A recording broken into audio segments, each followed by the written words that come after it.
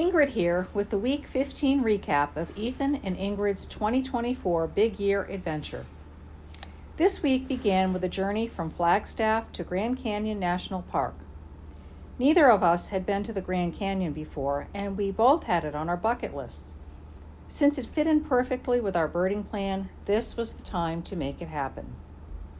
The day got off to a great start with sightings of a Steller's jay outside of our hotel and a mountain bluebird along the highway.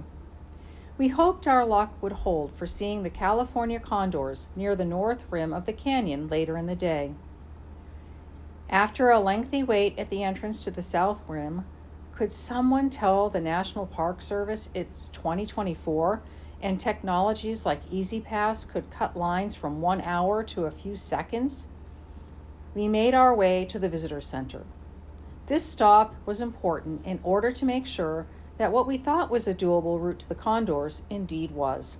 Many thanks to the park ranger who confirmed that this one time in my life I actually got directions figured out correctly. Oh yeah, there was a minor secondary reason for visiting the Grand Canyon, to see the canyon itself. As we walked the path from the visitor center to the rim, we found ourselves looking for birds in the trees and bushes while others were focused on getting to the canyon view. At one point, I stopped in my tracks and said to Ethan, "What are we doing? The Grand Canyon is right over there and we are thinking about birds. What's wrong with us?" We put the birds aside and made our way to the rim. What we had seen in photographs of the canyon over the years was surpassed only by what we beheld with our own eyes. The sheer size and depth of the Grand Canyon takes one's breath away. The colors, shapes, and shadows scream out to be painted. We were both left speechless, a minor miracle for Ethan. We drank it all in for as long as we dared and returned to our car and headed for the North Rim and Page, Arizona, 2.5 hours away. Page is home to the historic Navajo Bridge and the endangered California condor. More canyon views awaited us along our route, as did extensive views of the Painted Desert. We cannot adequately describe either of these, but rather just say that to really appreciate the impact of their presence, you must experience them in person. The American West is a whole other kind of beauty, another world. Navajo Bridge was a triumph of engineering built to replace a ferry route across the Colorado River. This was essential as the country expanded west. A safe, reliable route from Arizona to Utah was critical. The bridge opened to great fanfare in 1928. Another scientific feat occurred in 1987 when wildlife biologists captured the country's 22 remaining California condors and took them into a captive breeding program, later reintroducing them to the wild in California and Arizona. Navajo Bridge has become the nesting site for the Arizona population. We were thrilled to see 2 condors from the bridge and see one, a juvenile, fly briefly from the rock cliffs to the bridge. Our next stop was Kanab, Utah, a cute little western town that was quite busy on this Friday night, especially at a local restaurant where we even found some card-playing raccoons. We had climbed over 9,000 feet across more narrow, winding switchback roads through northern Arizona with the sun setting in our eyes to get there, and we were ready for some comic relief and a good meal. The next day was Sunday, and things were very quiet when we arrived in the tiny town of Colville, Utah, as pretty much everything was closed. Thankfully, Subway was open and provided our dinner. Colville is just 20 minutes from the Hennifer Greater Sage Grouse Lek. We arrived at the lek an hour before dawn the next morning. Surprisingly, when we arrived, a few grouse had already assembled. Soon after, more joined them, eventually bringing the number to 86 that we could see from our car. The courtship display that the males perform is fascinating to watch, and the response from the ladies was pretty much what one might expect. When the guys weren't trying to impress the girls, they held chest-pumping competitions among themselves. Birds aren't much different from humans in some ways. When we planned our big year, we vowed that we would take time out from birding to see sights along the way, such as our visit to the Grand Canyon. Of course, we always have our binoculars with us in case any birds decide to visit these sites while we are there. Arches National Park was our sightseeing destination today. Our daughter, who has visited many national parks, says it is her favorite, and after visiting ourselves, it is easy to see why. The park sits atop an underground salt bed that was deposited when a sea flowed through the Colorado Plateau and later evaporated. The salt bed is responsible for the arches, spires, balanced rocks, and eroded monoliths. The effects of weathering and erosion continue to shape the rock as they have for millions of years. We finished the day in our 24th state of our big year, Colorado.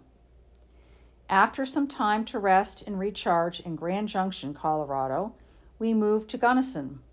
Outside of town, we found 2 sage thrashers at one of the many national recreation areas along beautiful Blue Mesa Reservoir.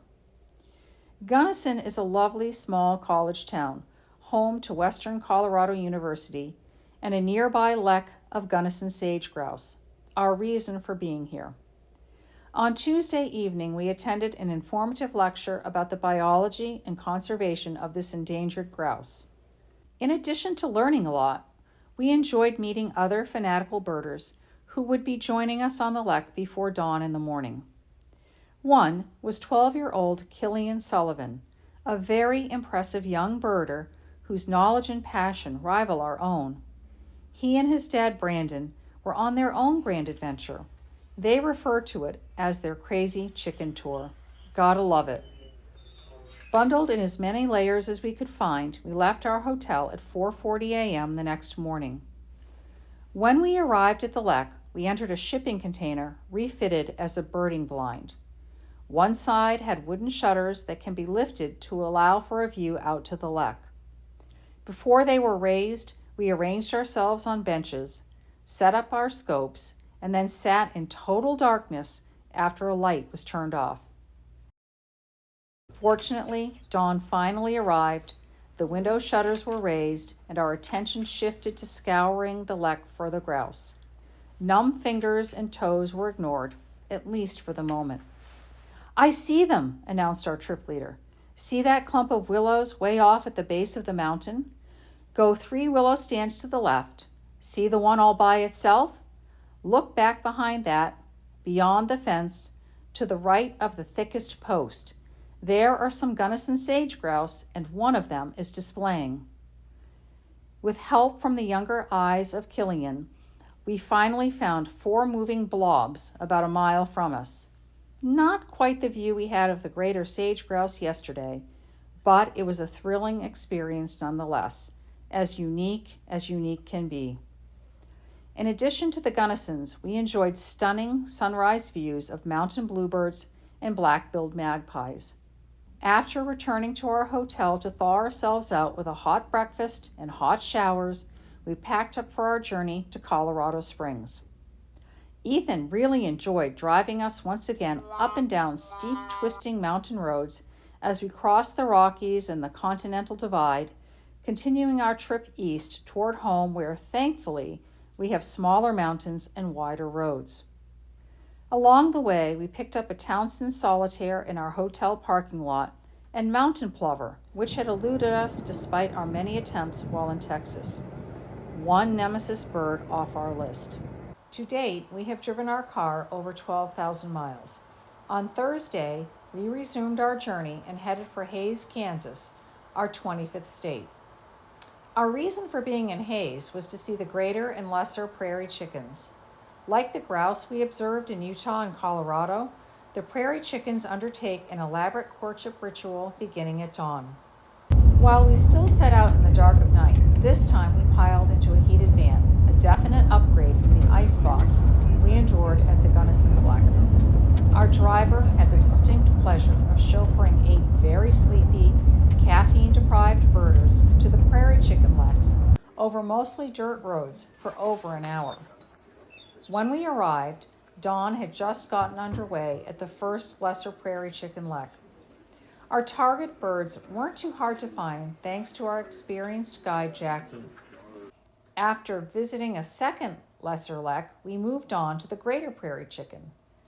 Given that the sky was now lighter and that, as their name suggests, the greater prairie chicken is bigger in size, they were much easier to see and thus a lot of fun to watch. Tomorrow we begin our final push toward home from our current base in Kansas City. En route, we will attempt to intercept as many resident and migrant birds as we can along the way, especially those who will be a challenge to find in Maine. Stay tuned as we trade in our wheels for wings over much of the remainder of the year. We invite you to follow us on our journey at bigyearbirding.com. Happy birding!